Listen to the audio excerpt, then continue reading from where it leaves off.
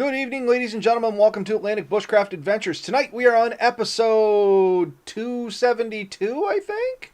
And we're going to be talking a little bit about bushcraft fitness, some of the stuff you can do at home to get you ready for your next adventure out there in the woods. Of course, Ben's joining me here tonight, even though you do see the still image over there. He is doing a little traveling out of country, and the internet is not the most fantastic. So we're trying to work with what we got, and hopefully with the video feed down a little bit on him there, it'll increase the audio capabilities. And for those that listen, nothing has changed. Ben is still here. He's still a magnificent voice in your ear. Well, thank you. See, it's no fun when I can't see. I don't know if you're catching the jokes. But in any case. You know, I still have a face for radio. We both do. That's why we started a podcast. Hey, Steve, thanks for joining us. The Drifting Spore, folks. If you haven't checked out his YouTube channel, definitely jump over there.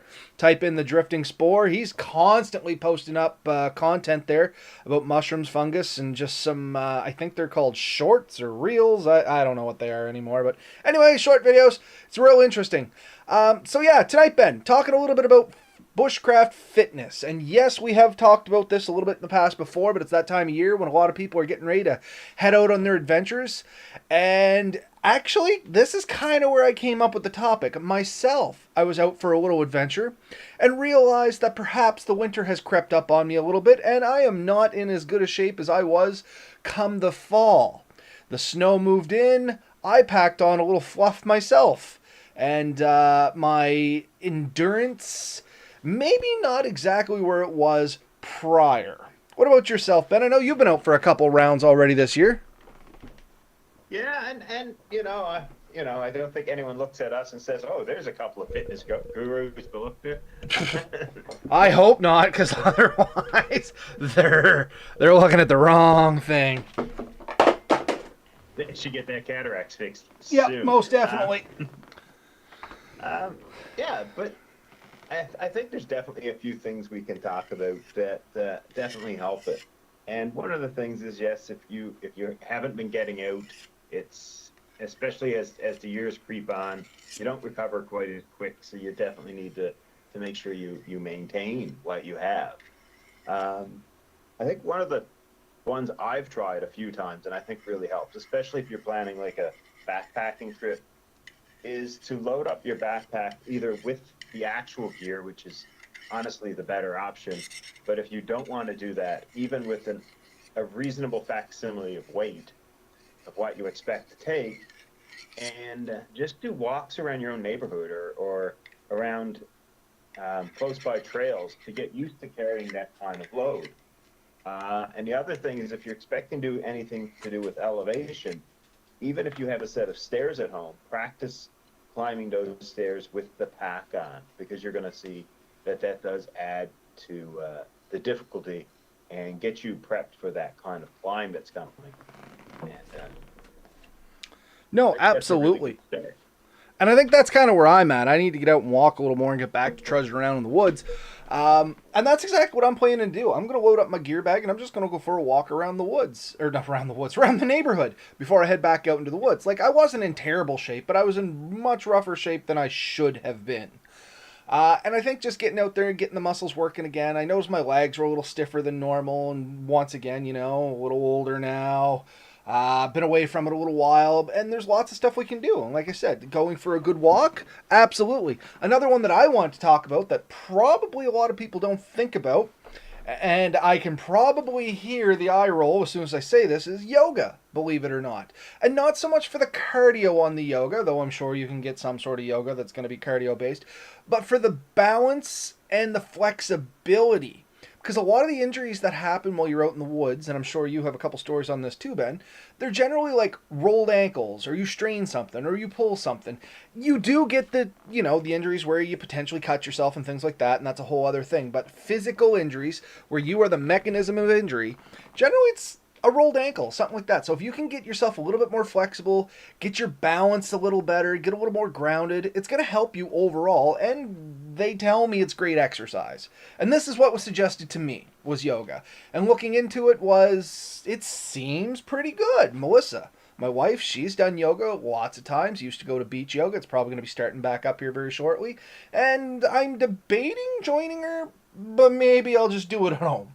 I don't know. I don't think I got the physique to be a yoga guy. Well, it has to start somewhere. The chicken and the egg thing, right? I mean, they're both tasty. That's all I'm going to say. I mean, I'd eat them at the same time. But you know what I mean. If Yeah. you can manage to start the exercises. I've met quite a few people who got into yoga, and it definitely has helped their physique, their strength, and their flexibility. I think also, like when I mentioned going up the stairs, um, you're going up consistent steps, so the likelihood of twisting your ankles and stuff goes down on that predictable terrain. And then when you get out and you have that strength, because if you don't have the strength, the balance, and the flexibility, that's when you can easily put yourself in a position that's, you're overstretching, overdoing it in a body that's just not quite ready for it. And that's where you can potentially have those kind of problems. Uh, and you do easily injure yourself in an unexpected fall or loss of balance. Because even if you don't fall, sometimes even in catching yourself, I've seen people strain muscles and harm themselves in ways that they didn't really expect, just because they tensed up really bad and overstressed the muscle in a moment of panic. No, and that happens quite often. Like there's something to be said about there is actually an ability to fall. There's a proper way to fall. I'm not an expert on this. I fall, I bounce, I break bones. I mean, well, actually, I don't break bones. I've never actually broken a bone. Like, actually, that's a lie. I had a spiral fracture in my wrist, but that was caused by a log kicking back. But I've never actually, like, broken a bone. You know what I mean? Even the fracture in my wrist, it wasn't casted or anything like that. I had to wear a wrist brace for a couple weeks. You know what I mean? Never that bad. But people, coming back to the motorcycle side of things and kind of diving down a small rabbit hole here, but it has purpose. Follow me, folks. Uh, at the racetrack, a lot of the folks I used to chat to and hang out with at the racetrack that were racing always used to tell me there's a proper way to fall. And everything that went through my head was, well, how do you fall correctly? You fall. You don't know what's coming. How do you do this? How do you do that? But honestly, there is a bit to it. And if you look at any of the high impact sports where you're getting flipped and thrown, or motorcycling and stuff like that, there is kind of a knack to it. And it all comes down to balancing your body. You have to know the balance of your body. You have to be able to turn the balance of your body. You have to be very comfortable with your body. And this is what it comes back to yoga. Like, this is not the first time that yoga's actually been suggested to me. As, with this peak physical condition of mine, if you can possibly imagine people suggesting me to do exercises. But yeah, and it's all come back to like core strength and core balance. So what's your thoughts on that, Ben? Like, For sure. I mean, if you think about it, one of the things you do is if you're more relaxed, because again, when you tense up, your body's stiffer, it's easier to injure. So if you see people who know how to fall, they're oftentimes a bit more relaxed, and they know when to use their body to absorb the falls. I've watched fighters say when they fall, just before you hit the ground, there's a way of throwing your arms out to spread that away, so it's not just one spot of your body that's taking it, and you're spreading that impact over a much wider area. But I do not pretend to be an expert on that thing. So, take that with a grain of salt. no, 100%. And I mean, pro wrestling. Love it or hate it, doesn't matter. These folks are getting thrown on mats all the time, and there's been countless TV shows where they're literally saying, and today we're going to teach you how to take a fall. So there is something to it. And like I said, it all comes back to that core strength. So yeah, we can do some walking, we can do some yoga. And like you said, Ben, stairs. Stairs are a great thing. They build a lot of great muscles from when you're walking out in the woods, because I don't know about you, but unless you're in a camping park or a park in general with groomed trails, it's never that smooth. No, and I think that's what really, in the early part of the year, usually catches me most, when I have to do a climb. the climbs are brutal. Like walking straight level ground, I can do it for many, many miles and never seem to feel tired, and it's pretty enjoyable as long as, I don't have to deal with traffic or anything Mm. that makes it less desirable. But when you have to climb, that makes a huge difference. So honestly, climbing is a big one for me. If you can uh, find some way of simulating climbing, that really helps. You can always, you could go to a gym. A lot of people have access to a gym. And if you do, you can go to a gym. I highly recommend that type of exercise, climbing treadmills on an incline maybe. But having that weight on you and learning to deal with that weight so that when you're moving around, you're able to handle that weight, because throw 50 pounds on someone's back and that totally changes the game, right? Oh, absolutely. Um, Funny story about that. Once again, just quick story time. Back when I worked for Natural Resources, we did something called a WixFit test. WIXFIT. If you want to look it up, it's grueling. But in any case, it involved doing so many kilometers in such a time with so much weight on you. Depending if you want to the intermediate level or the advanced level, if you're going for export or staying in province, blah blah blah blah blah. Anyway, long story short, the distance was not that ridiculously far. If I'm not mistaken, and I've been out of the loop for a little bit, I think it was 3 miles. No, 2 miles, 30 minutes, 25 pounds. 3 miles, 45 minutes, 50 pounds? Anyway, like I said, it's been a while. But it was one of those things, like, the distance never scared me. It was like, oh yeah, I can do that. Even the pace. It's a quick pace, but it's not, neck breaking.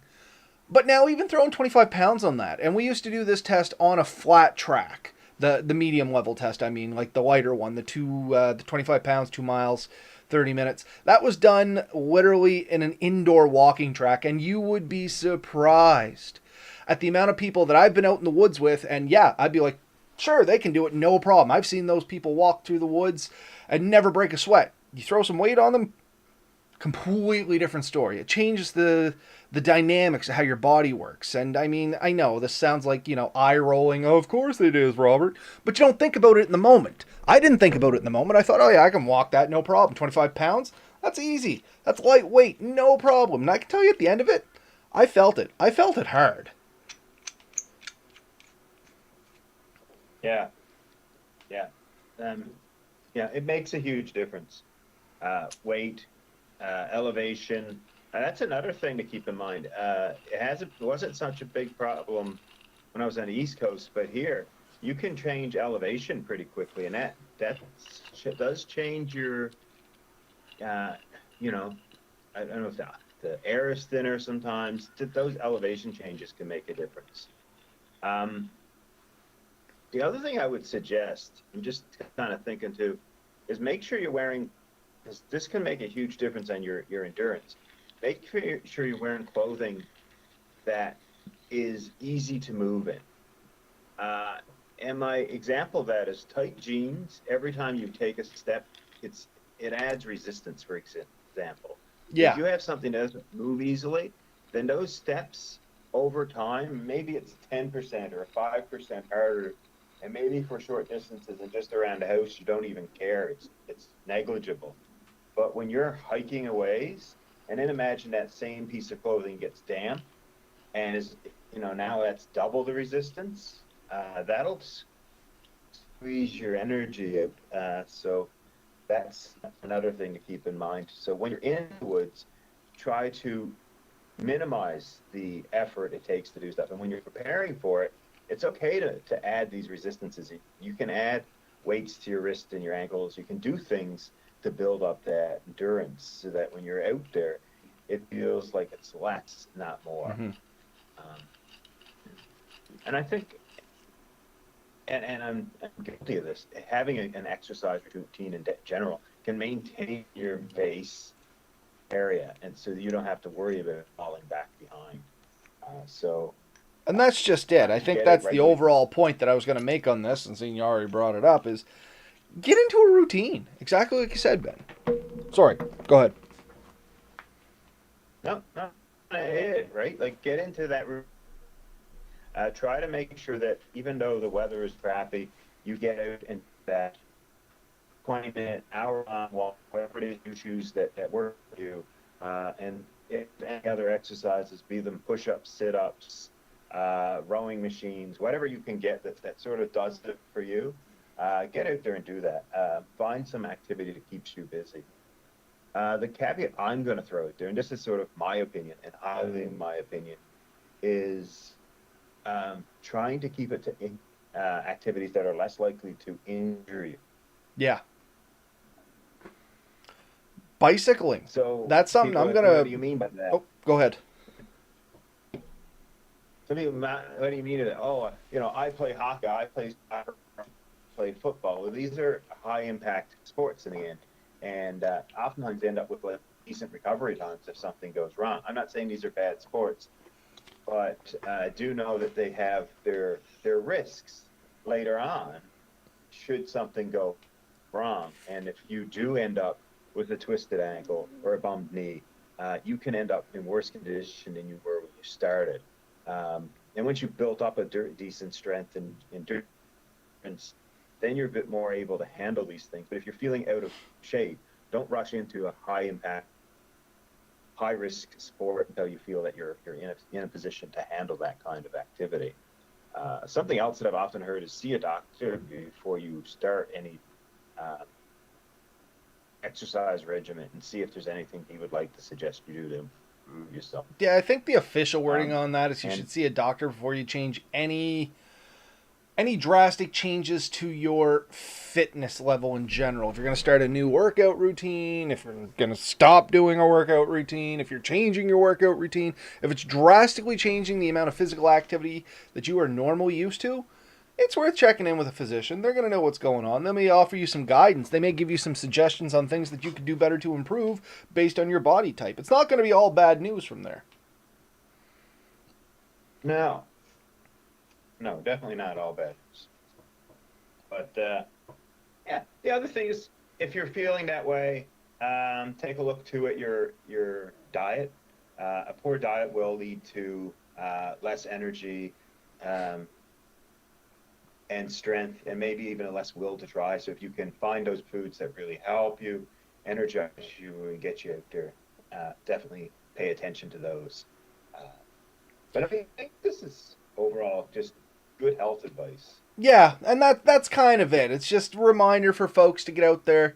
Well, not even get out there. Just look kind of in the mirror and realize what you need to do just to get in a little better health yourself. And that's kind of where I was. I went for the walk, I trudged through the woods a little bit with my pack, and I was like, holy crap, this is hitting me way harder than it should. And I'm like, all right, it's time to go back home, figure out a little bit, do a little more walking around the neighborhood. So I've decided to, just taking the dog for a walk. Doc loves to go for a walk. It needs exercise too, so why not combine the two things? You're getting your exercise, they're getting their exercise. It's a great thing for both of you. And everybody, the common thing is going to be, oh, when do I have time? And I'm one of those people that is constantly like, oh, I never have time to do anything. But here's the reality. I get up like an hour earlier than I really need to. And there's very little traffic on the roads. It's always cool. The weather's usually, there's not as much wind generally in the morning. If you can get up a little earlier and hit the road and just go for a short walk. 30 minutes of a brisk walk is all you really need. If you want to do more, by all means, I highly encourage you. But really all you need is 20, 30 minutes a day. I think it's even less than that by doctor standards, but I mean, if you can put in a 20 or 30 minute walk a day, and it doesn't have to be like a hard walk, just the physical activity, that is going to help you immensely, not only in the woods, but just in your day-to-day life. You'll gain a little bit more energy. It's also that feeling of accomplishment in the morning, and I'm sure you know this one, Ben. The first thing military always does in the morning is make their beds. It gives you that first sense of accomplishment to continue on with the rest of the day. Yeah. And I mean, that's the same thing. Yeah. This kind of gets to your fitness. Those are your mental fitness. A lot of people, believe it or not, feel that they haven't successfully completed anything in a day, and that can be depressing and help bring you down. And so one of the theories there, and I'm not sure, it works for everyone, but if you can have at least one success to start your day, then it starts your day with a bit of a sense of accomplishment, and that helps your mental health. So yeah, making your bed cleaning the dishes before you leave the house so that you're not dreading coming home knowing there's that extra task to do before you can even start supper. And those things will also lead you to feeling like you have more time, because if you don't feel like when you get home. Yeah, 100%. And the thing is, I think you're cutting out a little bit there, Ben. We got Steve over here in the comments. Having weight on does make a big difference, especially if you're going uphill. It's the start that stops most people. You know what? That's actually a pretty clever line. It's the start that stops most people. The start of any activity is the first step is always the longest, is the way that I've always heard, or at least that's what we say here. And it's true. Getting the one, self-confidence, and two, motivation to take that first step is always tricky. Once you do it and accomplish it, it's way easier to keep going. Yes. Luckily, my job is fairly physical, climbing up and down my truck and picker cab, throwing straps and chains, carrying planks every day is different. And that's the other thing. Some people have this naturally built into their work. And if you truly don't have any time at home, there are people like that just because of life circumstances. No judgment. It is what it is. You can find extra ways to do a little bit more work. Not work. Physical activity at work is what I'm trying to get for. Perhaps you just go for a small walk at lunch. That's something that I've tried to get into the habit of where I'm working here now. When I go for lunch, I walk. Like, Subway is literally 5-minute walk up the road. But instead, like, I always used to just hop on the bike or hop in the truck and drive up, and I can literally see the Subway from my office. I just decided to start walking. I mean, it's just a little step, but it's that much more that I wasn't doing before. And that's the thing. You don't have to get into these, I'm going to work out 3 hours a day and break a sweat and I'm always going to be sore kind of modes. Like, that's not realistic and it's not sustainable. At least not for me. You know what I mean? I'm sure there's people out there that is how they roll. And my hat's off to you folks. For me, it doesn't work that way. I tend to do better in small doses. Does that make sense, Ben? Yeah, no, for sure. I mean, set your goals, set achievable goals is always a big thing. Setting goals that are not achievable can leave you feeling disappointed with the whole situation. So, small gains beget big gains. So, it's oftentimes good to start off and find out what is your baseline. So you say, okay, I'm going to walk X number of kilometers and time myself. And then the next day you're going to say, okay, I want to see an improvement, so I'm going to try to knock a minute off that time. And you walk until you do get that 1 minute off. And then you look at it and say, okay, maybe next time, rather than knock the minute off, now you're going to add so many, such a distance. And a good example is I used to walk at my work, and we had picked a sign, and we'd walk to that sign and get back, and usually it was pretty close to my entire lunch, and eventually we realized we were getting back with spare time, so then we chose a larger distance. And I think in the end we managed to increase the distance we traveled to, not including return, because that was obviously double, by probably a few hundred meters over only a few weeks. And that made a big difference. And there's a plateau you're going to hit, and that is that you've now hit what can be covered under a walking speed, and you have to decide, are you going to switch to running, or are you just happy with that speed? And at that point, you need to increase your time and get your endurance up. But those are decisions you have to make, or add weight at that point. Say, okay, I can do that with no weight, but what if I had a 20-pound pack on? What if I had a 50-pound pack on? What if I decide to do some of it walking backwards? There's different things you can do to make it different. Funny enough, there has been a lot of studies coming out recently that says walking backwards, especially up a slight incline, has massive health benefits on your back, knees, and lower body. Yeah, and years ago they actually said that walking backwards, if I remember this correctly, is almost the same energy as running forwards. I could believe that. My beard's getting a little long, starting to get tangled into things. Now, something I want to back up a little bit to. You said something, and it jogged a memory in me. Was setting goals and being realistic Yes. goals. And I know you probably have an inkling where I'm going here, Ben, because I'm sure that at some of the companies that you have used, they have used this acronym. And do you know what I mean by making SMART goals? Yes. Okay. So for those of you out there in cyberspace that don't actually know what this acronym is, it is honestly a great thing to have in your back pocket, and think of this acronym anytime you want to set a goal. And I have it up on a website here, so those that can view, that ain't the right one. Let me try this again. There we go. Those of you that can view, you can actually take a look at this. And SMART is just an acronym, SMART. So your goals should be specific, they should be measurable, achievable, relevant, and time based. And I highly encourage anybody that wants to know a little more about this, because I'm not going to, say I'm an expert on it. But if you want to know a little bit more about this, just literally go onto your favorite search engine and type in SMART goals or SMART acronym goals. And it's going to list off a bunch of things. And honestly, folks, take that to heart a little bit. It gives you a great outline on how to set your goals and make them realistic for yourself. And like I said, just in the acronym there, it makes them make sense. That's how I'll describe it. Is it makes them make sense. And the best part is they're time based. So you have to set yourself a time, because it's great to set yourself a goal, but if there's no end to it, then you have no real commitment to complete that goal. Oh, I'm eventually going to. Well, no, say you're going to do it by the end of the month. Or you know what I mean, Ben? Does that I'm starting to No, ramble, it's so I'm going to shut 100%. up there. But you're 100% right, and I think it really does come off of what I said, right? You set your baseline, and then you set a SMART goal, something achievable. Don't say I'm going to walk 100 miles in a half hour. That is not achievable, right? But specific is setting your goal so you know what it is. So set your time, set your distance, set your weight, set whatever.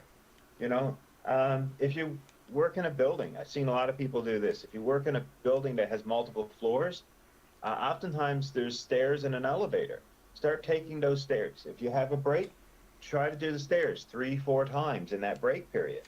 And so, that's an easy thing to do. You can, especially if you got multiple stories, you can go all the way up and all the way down, and you can get that exercise just going up and down. And I've done that. I've worked in a building. There was 4 sets of stairs.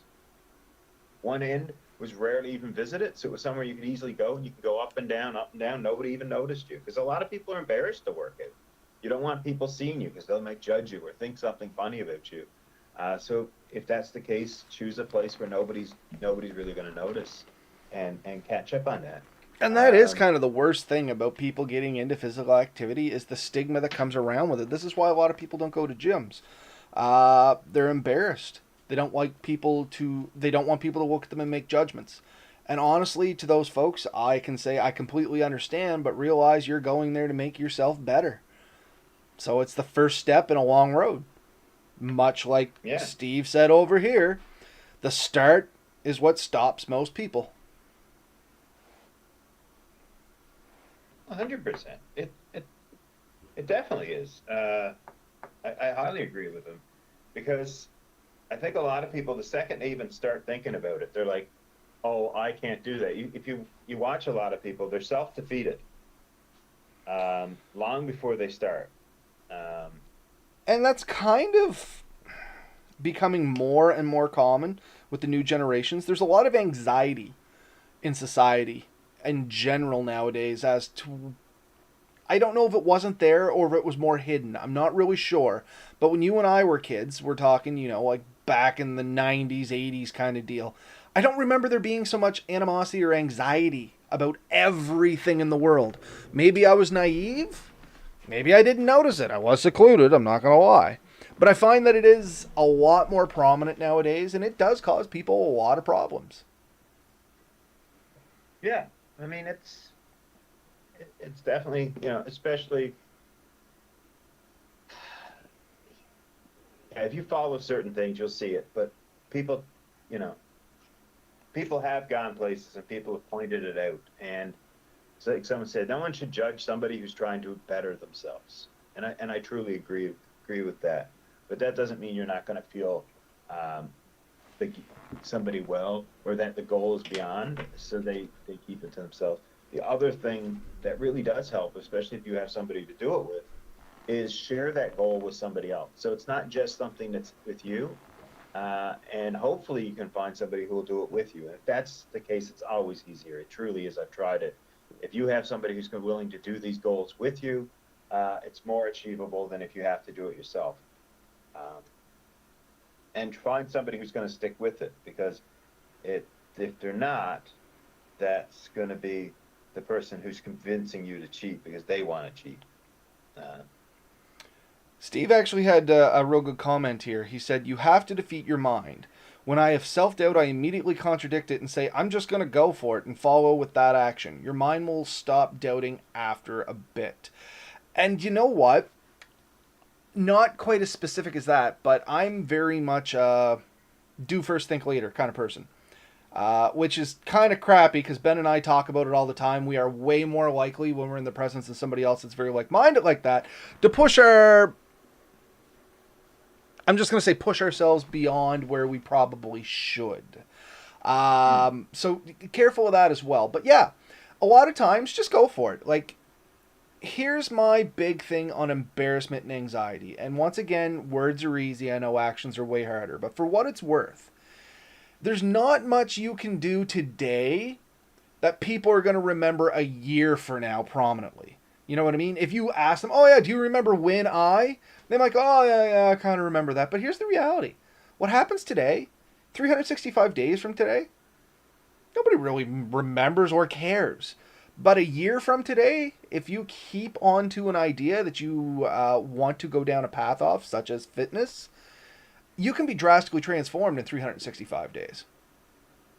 And whatever you had starting off, that's nothing but a fleeting memory of a bunch of fools. Once again, does that make sense, Ben? well, I did it once, and I've lost some of the gains I had, but in I think less than a year, I had lost close to 100 pounds or over 100 pounds at one point. That made a huge difference. You can do amazing goals within a year if you set your mind to it. And I stuck with it for quite a while. I managed to maintain it. And we all have our excuses. I felt stressed for a while, and I stopped. And you can lose your gains really quickly. And it's important not to feel completely defeated, but realize that if you've made the gains once, you can do it again. You just have to, stop, buckle down, think about what you're doing, and lean into it again. Fitness and the state of mind are combined, and learning to control those things that stopped you and held you back is definitely an important step in that process. No, I 100% agree. It's interesting because this is Men's Health Month. You know that, right? Yeah. No, I didn't actually. I just kind of chuckled at it, but then I got thinking, no, you're actually being serious, aren't you? It might be Men's Health Month or Men's Mental Health Month, but it is because it's also the same. It's Pride Month, and I'm not, June is Men's Health Month. Yep, you're right. Yeah. And there's a lot of statistics out there to think about it. And I'm not saying that there's not women listening to us, because I know there's probably a couple. There's at least one. I just seen Mel walk by. I think if you check our statistics, we probably are a little higher in the men's than the women. And many of those that listen to us at least have men that are important in their lives, and I think we are important in our lives. So it's really important, because there's some interesting stats out there on men's health. And men have high rates of suicide. Men have a lot of issues that kind of get swept under the rug. And I think it's probably important to bring those out into a head. So it's kind of interesting that this is what you decided to talk about today, because I think it's important, right? No, 100%. And funny enough, I was listening to something on the radio the other day, and maybe this is because it was Men's Health Month and I didn't realize it, and seeing we're on the topic, I'll talk about it. Um, Men statistically are a lot less likely to go to the doctor for any kind of ailment. So that leads to, more complicated health problems in men and stuff like that. And they were talking about, oh, they don't want to go because they don't want to find something. And I got thinking about this, and I don't know if that's necessarily 100% true. I'm sure it's a part of it for a lot of people. But for me, I got thinking about it, and I was like, well, what is the worst thing that could happen if I went to the doctor? What would be the worst thing? You know what I mean? Oh, they find something and blah, blah, blah, blah, blah. You know what? That's not what bothers me. What bothers me is losing the ability to potentially provide for my family or becoming a burden for my family, because there is some expectations out there, still even in today's society of openness and acceptedness, that maybe we have it ingrained in us from being a little old-fashioned, because, Ben and I here, we're not spring chickens anymore, and hopefully the people coming up younger than us have a little better outlook on this. But we still have this pre-programmed thought of what we are supposed to do just inside our own families. Like, and I'm sure this goes for women too. Um, Once you have kids, you have a significant other and things like that, there is a lot of things that you get in your head that you think you need to complete. You have to be the provider. You have to do this. You have to do that.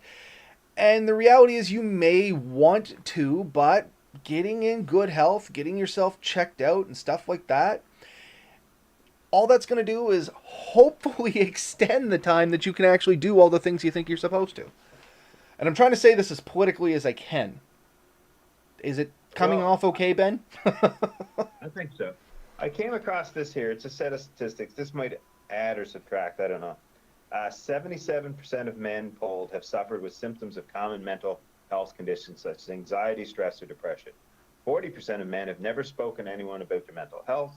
29% of those say they are too embarrassed to speak about it, while 20% say it's a negative stigma issue. The biggest cause of mental health issues in men's lives are work at 32%, finances at 31%, and their health at 23%. 40% of men surveyed said it would take thoughts of suicide or self-harm to compel them to get help. Which is a sad kind of realization, you know what I mean? Or not even realization. It's a sad statistic that it has to go that far for that high of a percentage to even consider it. Yeah. Any case, yeah. So 3/4 of registered suicide deaths in the UK in 2020 were men. So men are statistically vastly more likely to commit suicide. yeah, I knew These are that was a dark thoughts. I didn't know how much, but I did know men were way more statistically likely to commit suicide. These are some dark thoughts, and I think in the end, and this is something I think you'll agree with me, but um, for us, like this podcast, our camping, our hiking, our outdoors activities, this is part of our mental health routine. Oh, absolutely. And I mean, Right. anybody out there that listens to us, and I know there's a couple, and hopefully we give you a few laughs, we joke all the time that we don't do this for the money, because, yeah, it's not about the money. This is a de-stressor. It is, well, it's a bunch of things. We can share our knowledge, and it's a de-stressor, and it's just good on the mental health, like Ben was saying. I enjoy talking to Ben, I think, or at least I hope he at least tolerates talking to me. And it's a subject that we're kind of knowledgeable in, and we enjoy. So this was our outlet, and I highly encourage everybody to find their outlet. I think I cut you I off, think Ben. I'm sorry. no. I agree with everything you said, and you didn't. But I wanted to add to it actually. There's some pretty common things that I've noticed, and I don't know if I have the statistics to back it up, but I think absolutely everyone, male, female, child, elderly, we want to feel valued. Um, and sometimes we seek that value so much, we may align that with our job or our vehicle, or, we put it on something that really doesn't um, truly portray our value. But if you lose that item, that thing that you think is your value, then that can be completely traumatizing. And how we are looked at in society throughout this. Everyone has problems, and I'm not saying men's problems are worse than women's problems, or anyone that wants to claim to be anything different. I think we all have some very serious challenges in our lives, and we deal with them differently. And I think that's normal and natural and okay. But one of the challenges is oftentimes for men, for ourselves, some of those are not necessarily the best ones. And it's important to have those safety nets, those backups, those friends that care about our well-being and let us know that it's cared about. Um, and so, we come on here and we see people that come on and talk to us frequently, and I think that's part of it, right? Maybe we've lost everyone now, and I'm completely wrong.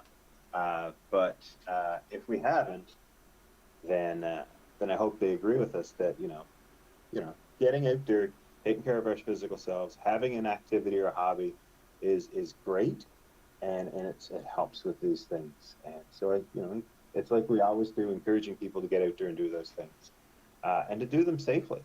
And part of that, of course, is back to our original subject today, keeping up your physical health.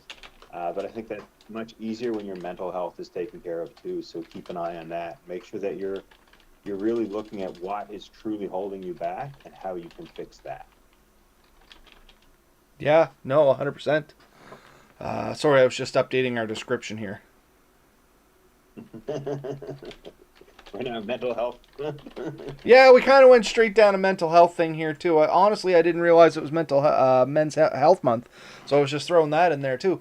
But yeah, all good stuff that we talked about here tonight. This was supposed to be a quicker topic, but like normal, we're coming up on over 40 minutes now.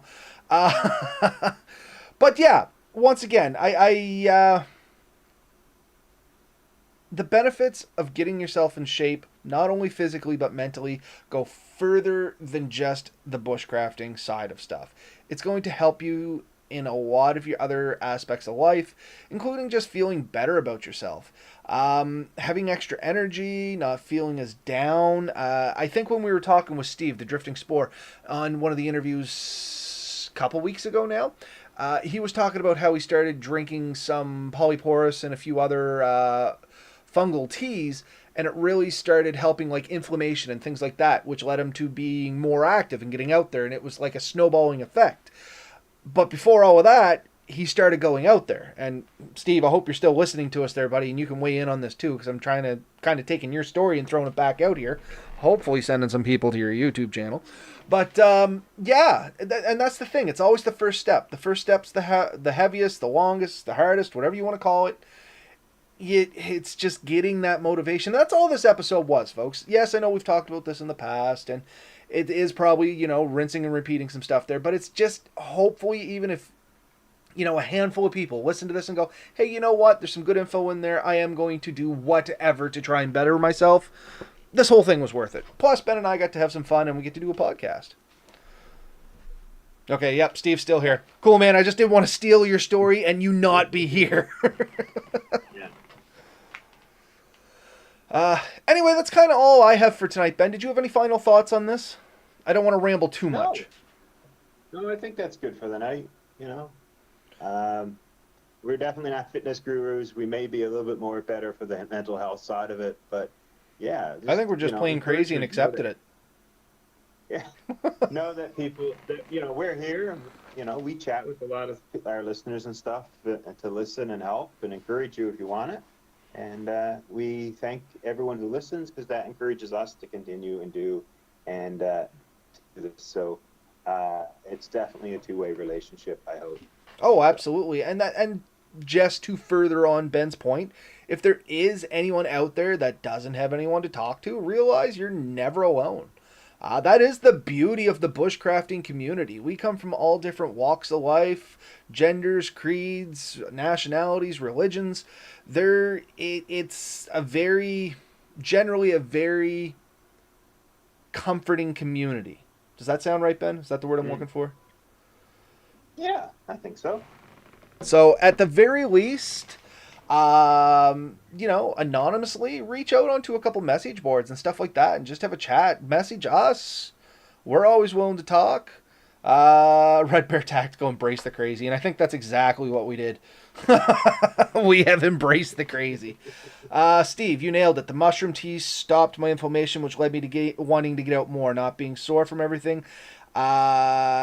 Did make me want to do more, and that's the thing. Even with the exercising, as you get used to it, you'll feel better, you get more energy, and it snowballs. It gets better and better and better. And I can say this, much like Ben, there was a time in my life when I was in really good shape when I used to play rugby and stuff, and then I blew my knees out, and it kind of was a slippery slope for a while, and I did get into this whole holy crap, I can't do some of the stuff I used to do, not as effectively, and blah blah blah blah blah.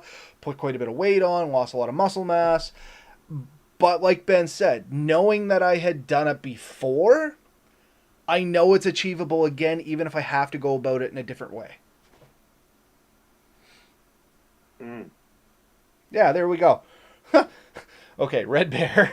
I talk to the voices in my head. Hilarious in its own, but just the next one down is what I was going to refer to here, Steve. Always willing to hold space for anyone, just reach out. And I think that's the bushcrafting community right there in a nutshell, folks. Steve, just another feller throwing his hat in the ring saying, yep, if anybody needs to talk, there's always somebody to talk to. Yeah, you're not alone. And I think that's important for people to realize. Well, all right. I think that's good enough for tonight. Like I said, we are not psychologists, psychiatrists, or exercise gurus, but we're a couple of guys that bang around in the woods and are probably a few screws loose. So, just as good. Yeah. But yeah, folks, to sum up, if you're starting to feel a little sluggish in the woods, maybe it's time to look at what you can do around the rest of your day to potentially make that a little better, not only physically, but mentally. And it's going to make your overall experience, not only in the woods, but in life in general, a little better off. Sound a good way to wrap that up? 100%. All right. We'll leave it at that, unless you got something else to throw in there. No, get out there, have fun, enjoy yourselves. Let us know how it goes, and we will see you next week. Same time, same place.